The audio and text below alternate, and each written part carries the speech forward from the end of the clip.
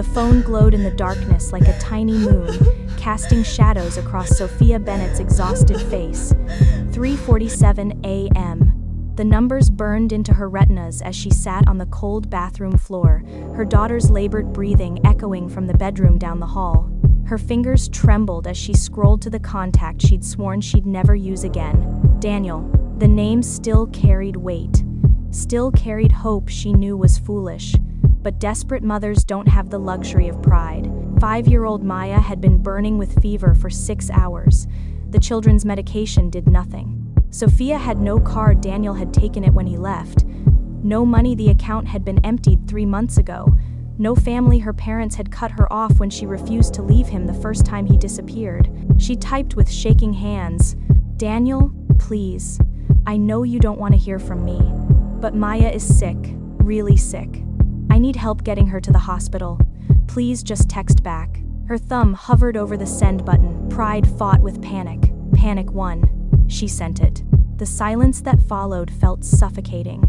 Sophia pressed her forehead against the bathroom tile, feeling the cool ceramic against her feverish skin. She was burning up too, she realized. Stress or sickness, she couldn't tell anymore. Then her phone buzzed. One word appeared on the screen. "Who is Maya?" Sophia's heart stopped. She stared at the message, reading it 3 times, 4 times.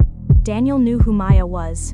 He'd held her as a newborn. He'd whispered promises about being a good father. He'd disappeared on her 4th birthday.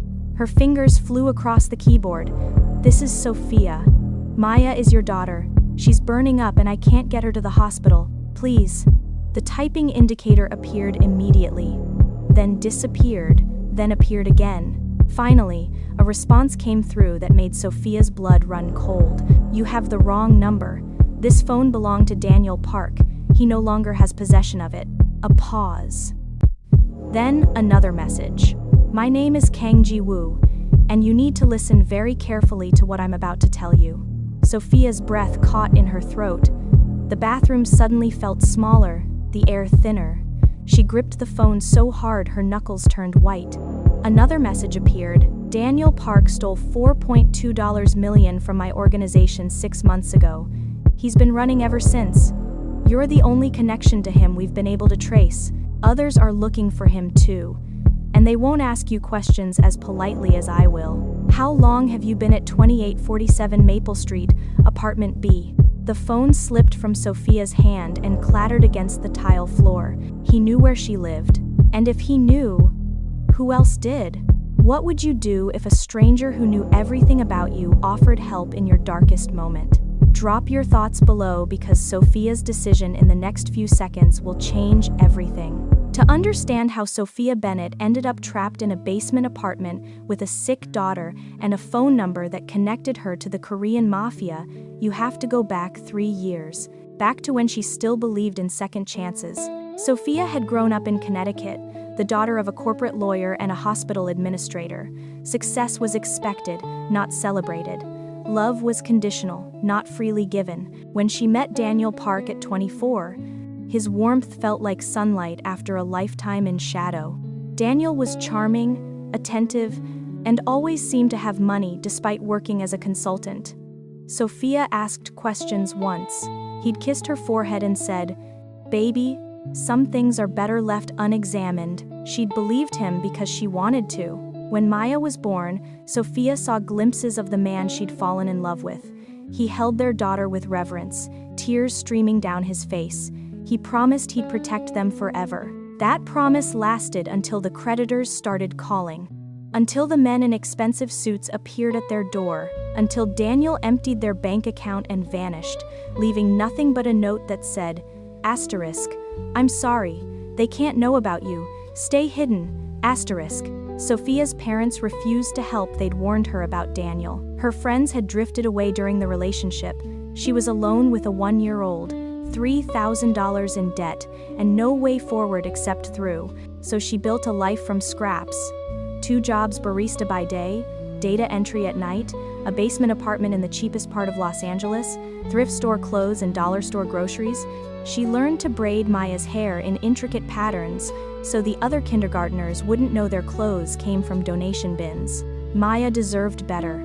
Sophia promised herself every single day that she would give her daughter the life she herself never had, one filled with unconditional love, safety, and stability. But promises shatter easily when fever spikes to 104 degrees, and the only phone number you have connects you to a man who speaks about millions of dollars and organizations in danger like they're everyday occurrences. Sophia picked up her phone from the bathroom floor with shaking hands. Another message had appeared. "I'm not going to hurt you, Sophia, but I need you to understand the situation you're in. Daniel didn't just steal money. He stole it from people who make examples of thieves. And right now, you and Maya are the most valuable leads to finding him. I'm offering you protection. Others will offer you pain. You have 1 hour to decide. After that, I can't guarantee your safety." Sophia's nursing training kicked in: assess, prioritize, act. She crept into Maya's room and checked her temperature. 103.8. Still climbing. Her daughter's small chest rose and fell in rapid, shallow breaths. She opened her laptop and searched. Kang Ji-Woo. The results made her stomach drop. Article after article about organized crime in Los Angeles' Koreatown. A federal investigation that went nowhere. Witness testimony that was retracted. The youngest head of a criminal syndicate in Southern California, known for being ruthless, calculating, and impossible to prosecute. One article included a photo, a man in his early 30s leaving a courthouse, his expression calm despite the chaos around him. Sharp cheekbones, dark eyes that seemed to see through the camera, an expensive suit that fit like armor. This was the man who had her address, her phone number, her life in his hands. Sophia looked at her daughter, then back at the phone. She typed, "How do I know you're telling the truth? How do I know you won't hurt us?" The response came instantly. "You don't. But your daughter needs a hospital. And in 45 minutes, your front door is going to be forced open by men who won't care about her fever. I'm parked outside. Black sedan. License plate ending in 847. Your choice, Sophia. But make it fast." Sophia moved to the window and carefully pulled back the corner of the curtain. There, parked under the broken streetlight, sat a black sedan. As she watched, the driver's side window rolled down, and she caught a glimpse of a man's profile, the same sharp cheekbones from the photo. He was already here, and somehow, that terrified and comforted her in equal measure. Sophia made her decision in the space between heartbeats. She grabbed Maya's emergency bag, the one she'd packed months ago when the eviction notices started arriving. Spare clothes, medications, Maya's stuffed elephant named Mochi. Her own hands moved on autopilot while her mind screamed that this was insane. Maya stirred as Sophia lifted her, her small voice weak. "Mama? Where are we going?" "Somewhere safe, baby. I promise." The lie tasted bitter, but what else could she say? Asterisk. We're running from Daddy's mistakes with a crime lord as our only option? Sophia's phone buzzed again. 30 seconds. Front door. Don't bring anything you can't carry. Her heart hammered as she moved through the apartment. 28 years of life, and everything that mattered fit in one backpack. The realization should have felt devastating. Instead, it felt like clarity. She opened the front door. Kang Ji-Woo stood in the hallway, and Sophia's breath caught for reasons that had nothing to do with fear. The photograph hadn't captured the intensity of his presence. He was tall, broad-shouldered, wearing a black coat that probably cost more than her annual rent. But it was his eyes that stopped her, dark and assessing, yet not cold. There was something almost gentle in the way he looked at Maya's feverish face. "We need to move." His voice was quiet, accent slight but present. "Now, I don't even know you," Sophia whispered. "No, but I know what's coming." He glanced past her into the apartment, then back at her face. "And I know what it looks like when someone runs out of options. You texted that number at 3 a.m. That wasn't about wanting Daniel back. That was about survival. He wasn't wrong. My car is running. I have a doctor waiting. Your daughter needs help, and you need protection. Everything else, we figure out after she's safe." "Why would you help us?" The question burst out before Sophia could stop it. "You said Daniel stole from you. We're connected to him. Why not just use you as bait?" Ji-Woo's expression didn't change. "Because I'm not them. And because, he paused, something flickering across his face. Because my mother died when I was 6 because no one would help her. I remember what it feels like to be small and scared and burning with fever while adults argue about money and debts and things that don't matter. His eyes met hers. Your daughter doesn't pay for her father's sins, not while I can prevent it. Before Sophia could respond, a sound echoed from the stairwell, heavy footsteps, multiple people, moving fast. Ji-Woo's expression hardened. Back door! Now, he didn't grab her or force her. He simply moved toward the apartment's rear exit with absolute certainty that she would follow. And God help her. She did. They emerged into the alley behind the building just as the sound of splintering wood erupted from her apartment, shouting in Korean, furniture crashing. Run, Ji-Woo said calmly, like he was suggesting they cross the street. Sophia ran. Maya clutched her neck, and Sophia felt every pound of her daughter's weight, every labored breath against her shoulder. Her lungs burned. Her legs screamed. But she ran. Ji-Woo stayed beside her, not ahead, matching her pace. When she stumbled over a pothole, his hand caught her elbow, steadying her without slowing down.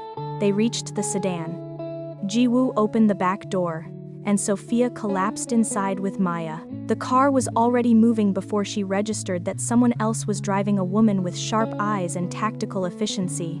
Hospital? The driver asked in Korean. No. Too exposed. Take us to the safe house. Dr. Chen is already there. Ji-Woo turned to face Sophia from the front seat. Put this on her forehead. He handed back a cold pack. And breathe. You're safe now. Safe? Sophia's voice cracked. Those men won't find you. How can you possibly? Because I'm very good at making people disappear when I need to. His eyes held hers in the rearview mirror. The question isn't whether I can protect you, Sophia. The question is whether you trust me enough to let me. Maya whimpered, and Sophia pressed the cold pack gently to her daughter's forehead. Her mind spun with impossibilities.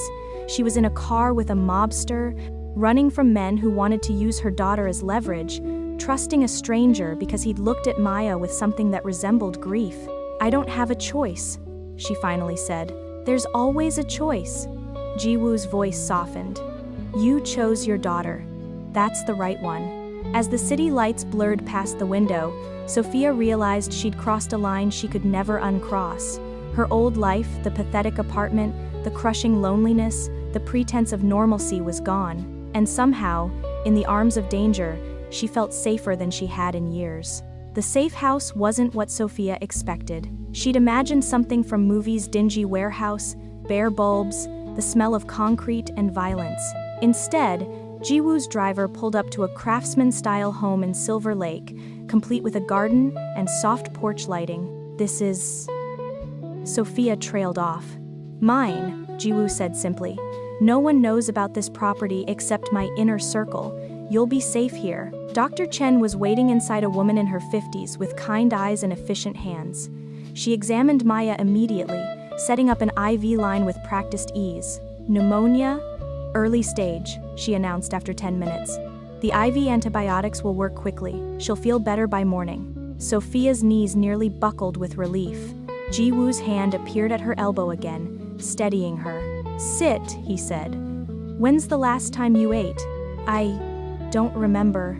He guided her to the kitchen while Dr. Chen stayed with Maya. The house was beautiful hardwood floors, artwork that looked original, a kitchen that belonged in a magazine. Nothing about it screamed criminal empire. Ji-Woo moved through the space with familiar ease, pulling out ingredients. I'm making juk, rice porridge. It's gentle, and you need something in your system. You cook? The question slipped out. A slight smile touched his lips, the first she'd seen.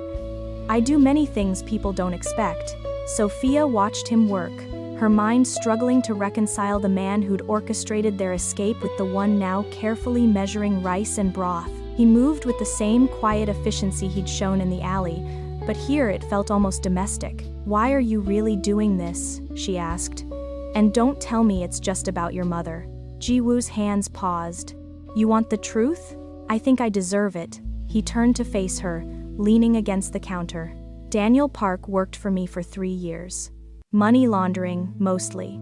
He was good at it, smart, careful. Then, 6 months ago, he moved $4.2 million into accounts I couldn't trace and disappeared.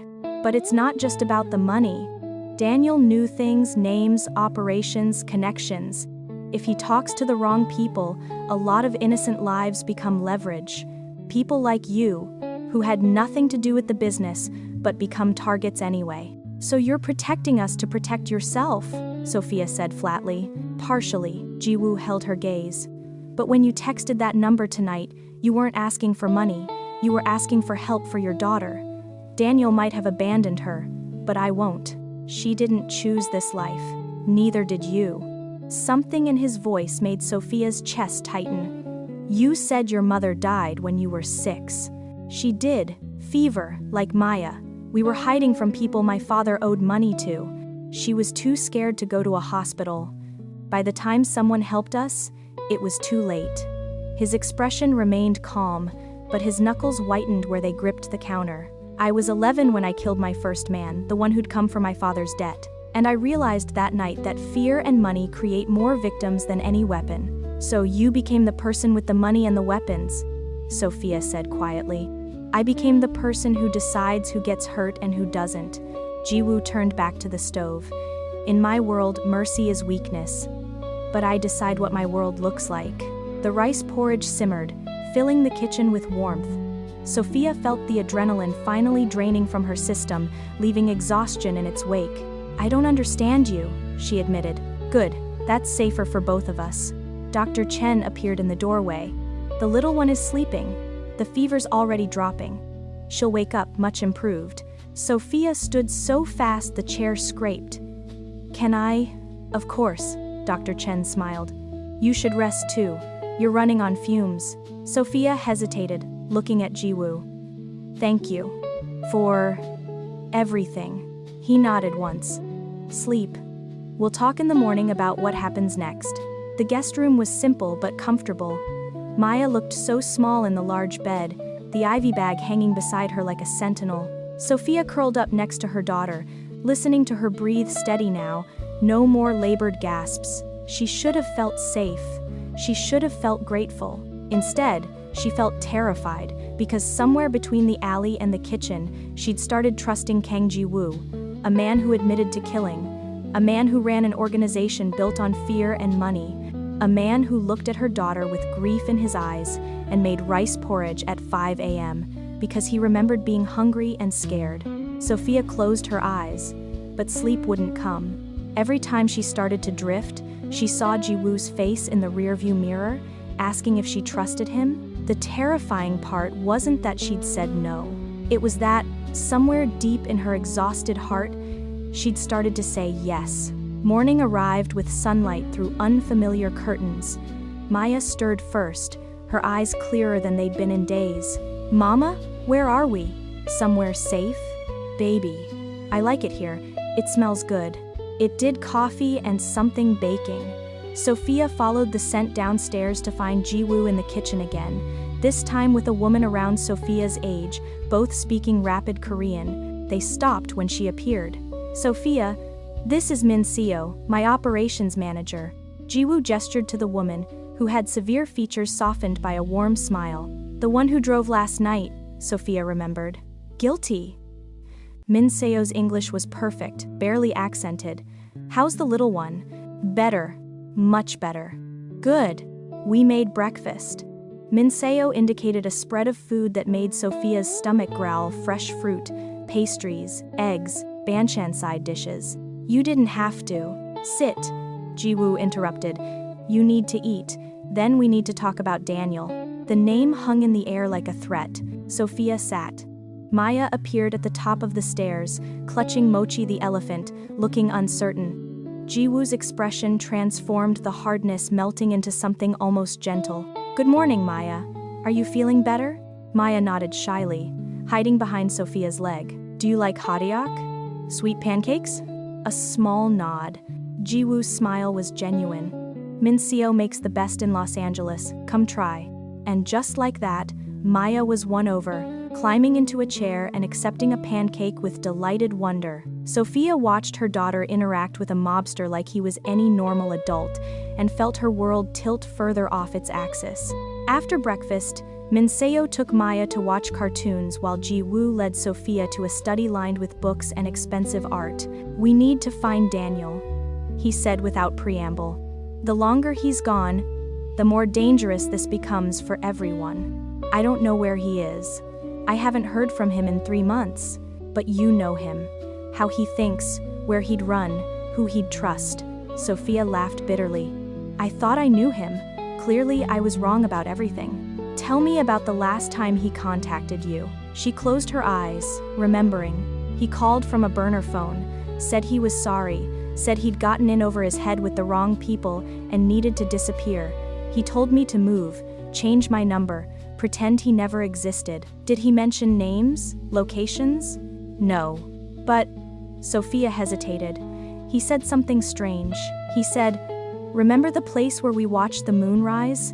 If things go really wrong, that's where you'll find what you need." Ji-Woo leaned forward. "What place?" "Joshua Tree. We went camping there once, years ago. There's a specific formation he loved, the Skull Rock. We spent the whole night there, watching the moon come up over the desert.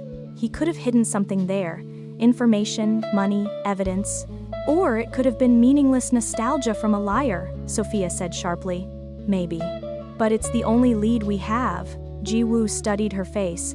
"I need to check it out, which means I need you to come with me." "What?" "No, Maya, we'll stay here with Dr. Chen and Minseo. This house is protected. She'll be safer here than anywhere else." His eyes softened. "I know what I'm asking, but if Daniel left something at that location, you're the only one who'll recognize it. And time is running out." "Running out for what?" "The people hunting Daniel aren't just my organization. He stole from the Sinaloa cartel too. They're less patient than I am. They'll tear apart anyone connected to him until they find what they want." Fear spiked through Sophia's chest. "They'd hurt Maya. They'd use her to make you talk. Then they'd hurt you both anyway." Ji-Woo's voice remained calm, but his meaning was clear. "I can prevent that, but only if we find Daniel first." Sophia looked toward the living room where her daughter's laughter echoed. After years of protecting Maya alone, the thought of leaving her even in capable hands felt like tearing off her own skin. But staying meant waiting for danger to find them. And Sophia was done being a victim. "Okay," she said, "but if anything happens to her, it won't." Ji-Woo stood. "Minseo was special forces before she joined me. Dr. Chen lives here full-time, and this property has security most government buildings would envy. Maya will be safer here than anywhere." He paused at the door. "Pack light, we leave in an hour." "And Sophia? Thank you for trusting me." After he left, Sophia sat in the study, surrounded by art and books that belonged to a man who killed people for a living, a man who made her daughter smile, a man whose eyes held grief and steel in equal measure. Asterisk, asterisk. When survival means trusting someone dangerous, how do you know when protection becomes something more? Comment below, because Sophia's about to find out the hard way. The drive to Joshua Tree took 3 hours. Ji-Woo drove this time, the silence between them heavy but not uncomfortable. Sophia watched the urban sprawl give way to desert, her mind churning with anxiety about Maya and confusion about the man beside her. "Tell me about Minseo," she said finally, needing to fill the quiet. "How did someone in special forces end up working for you?" Ji-Woo's lips quirked. "I saved her brother's life. He'd gotten involved with a rival organization, was about to be executed.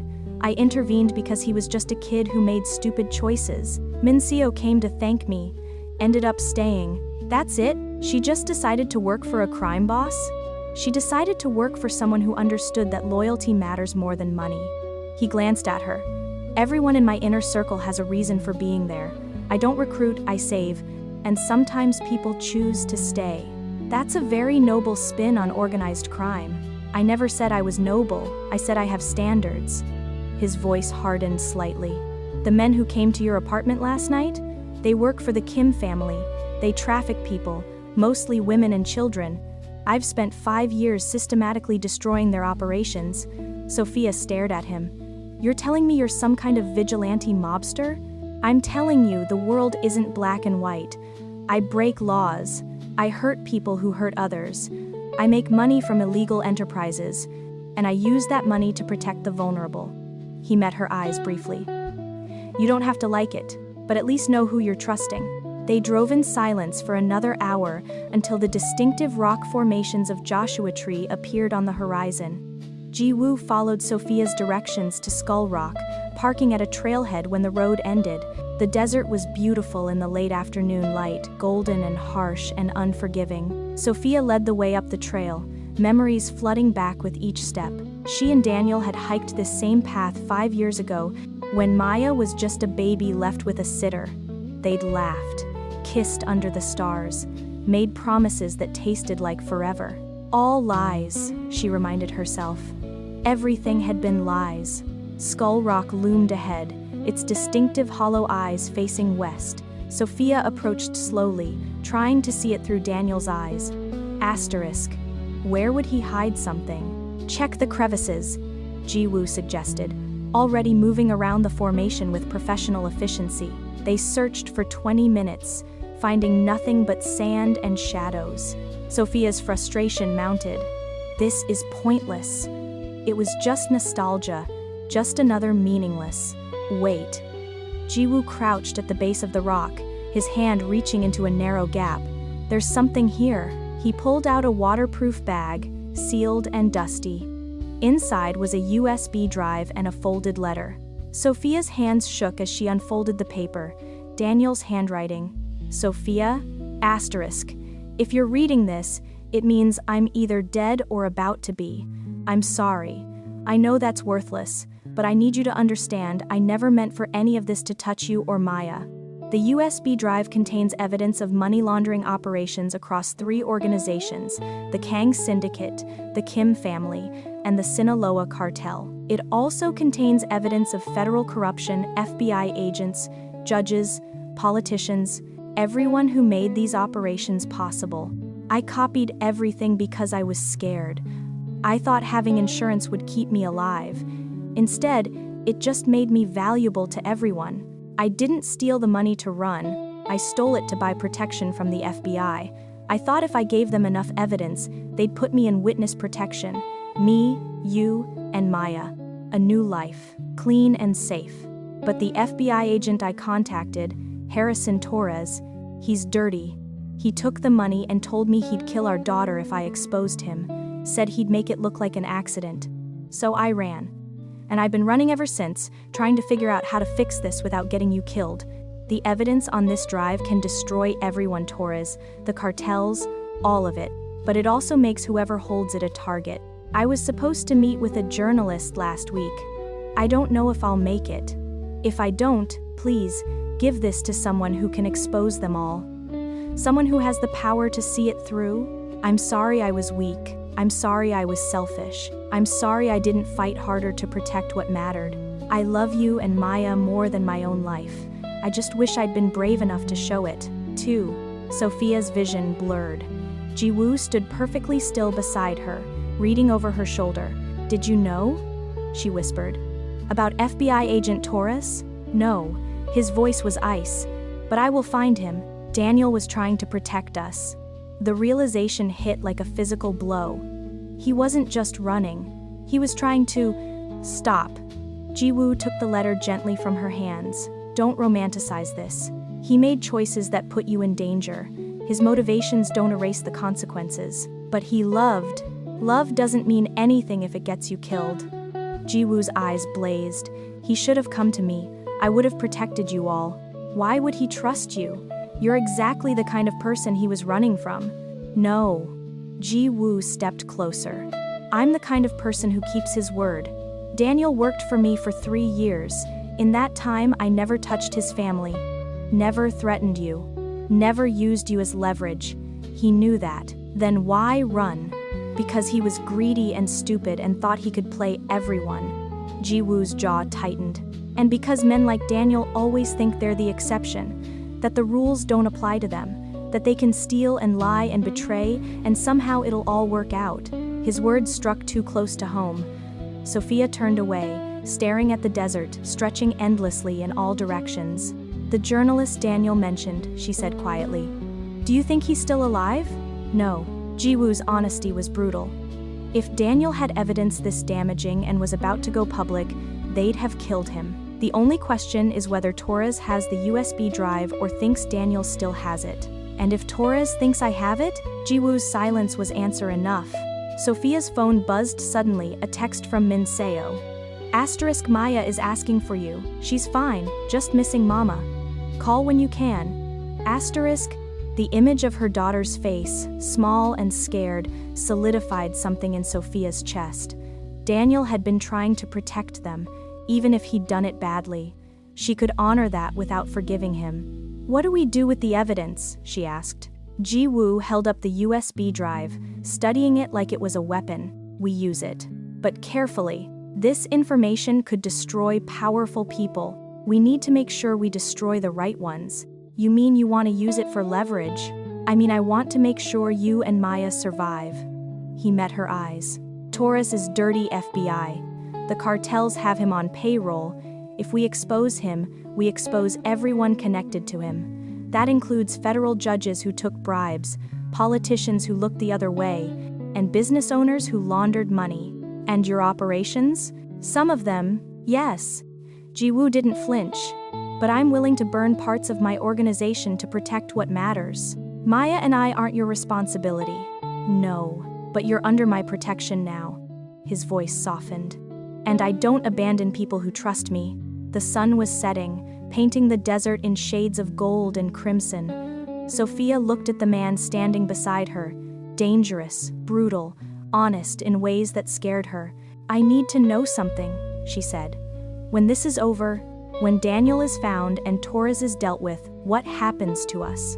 Ji-Woo was quiet for a long moment. "What do you want to happen?" "I want Maya to be safe. I want a normal life." "Normal doesn't exist anymore, Sophia. Not after tonight." He stepped closer. "But safe? That I can give you. A life where you don't look over your shoulder, where Maya grows up without fear. I can give you that." "At what cost?" "At the cost of accepting that the world you thought existed where good guys wear badges and bad guys go to jail is a lie. The real world is messier. And sometimes the person who saves you is the one you're supposed to fear." Sophia's heart hammered. "Is that what you are? The person I should fear?" "Yes." Ji-Woo's honesty was devastating. "But I'm also the person who'll die before I let anyone hurt you or your daughter, so you decide what matters more." The desert wind picked up, carrying sand and secrets. Sophia thought about Maya laughing over pancakes, about Dr. Chen's gentle hands, about Min Seo's protective efficiency. She thought about Ji-Woo's eyes when he looked at her daughter, grief and recognition, and something that looked like redemption. "We should get back," she said finally. "Maya will worry." Ji-Woo nodded, pocketing the USB drive. They walked back to the car in silence, but something had shifted between them, an understanding that felt more dangerous than any weapon. As they drove through the darkening desert, Sophia realized she'd crossed another line she couldn't uncross. She wasn't just trusting Kang Ji-Woo to protect her. She was starting to trust him with everything. To be continued. I believe you enjoyed this story. Make sure hit that subscribe button and anticipate for part 2. Remember, we have to keep our promise of getting to 1,000 subscribers before 2026. See you soon.